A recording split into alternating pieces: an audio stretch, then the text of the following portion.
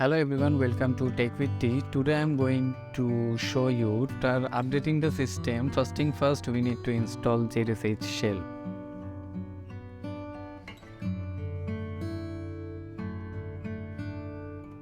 And Visa is install OH, but before this we need to install Git.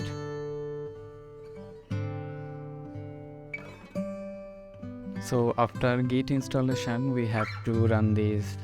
How we can install ZSH auto suggestion.